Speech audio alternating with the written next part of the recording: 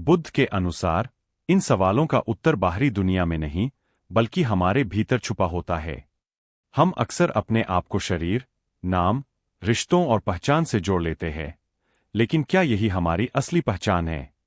बुद्ध कहते हैं कि यह सब अस्थायी है। शरीर बदलता है, विचार बदलते हैं, परिस्थितियां बदलती है, लेकिन फिर भी कुछ है जो इन सबको देख रहा है। वही हमारी असली चेतना है। मैं कौन हूं? बुद्ध के अनुसार मैं कोई स्थायी चीज नहीं है। यह सिर्फ विचारों, भावनाओं और अनुभवों का एक प्रवाह है। जब हम अपने अंदर गहराई से देखते हैं, तो हमें समझ आता है कि हमारा अहंकार ही हमें एक अलग पहचान का भ्रम देता है। असल में हम सब एक ही चेतना का हिस्सा है। जब यह समझ आती है, तो इंसान में अहंकार खत्म होने लगता है और शांति का अनुभव होता है।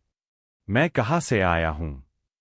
बुद्ध इस प्रश्न को कर्म और पुनर्जन्म के सिद्धांत से जोड़ते हैं। उनके अनुसार हमारा वर्तमान जीवन हमारे पिछले कर्मों का परिणाम है। हम किसी एक जन्म तक सीमित नहीं हैं, बल्कि यह एक निरंतर यात्रा है। हर कर्म, हर सोच और हर भावना हमारे भविष्य को बनाती है। इसलिए बुद्ध ने सिखाया कि अच्छे कर्म करो, क्योंकि वही तुम्हारे जीवन की दिशा तय करेंगे। मैं कहाँ जाऊंगा? इसका उत्तर भी हमारे कर्मों में छुपा है। अगर हम लोभ, क्रोध और मोह में जीते हैं, तो हमारा जीवन दुख की ओर बढ़ता है। लेकिन अगर हम प्रेम, करुणा और सत्य के मार्ग पर चलते हैं, तो हम शांति और मुक्ति की ओर जाते हैं। बुद्ध ने निर्वाण को अंतिम लक्ष्य बताया, जहां दुख, इच्छा और अहंकार समाप्त हो जाते हैं।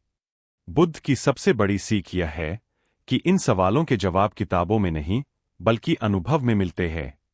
जब हम ध्यान करते हैं, अपने मन को शांत करते हैं और अपने अंदर झांकते हैं, तब हमें धीरे धीरे सच्चाई समझ आने लगती है। अंत में यह समझना जरूरी है कि जीवन सिर्फ इन सवालों के जवाब ढूंढने के लिए नहीं, बल्कि सही तरीके से जीने के लिए है।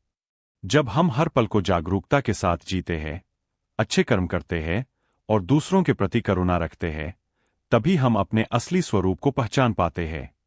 सार: तुम शरीर नहीं हो, तुम विचार नहीं हो, तुम वह हो जो इन सबको देख रहा है। जब यह समझ आ जाती है, तब जीवन का असली अर्थ खुलने लगता है।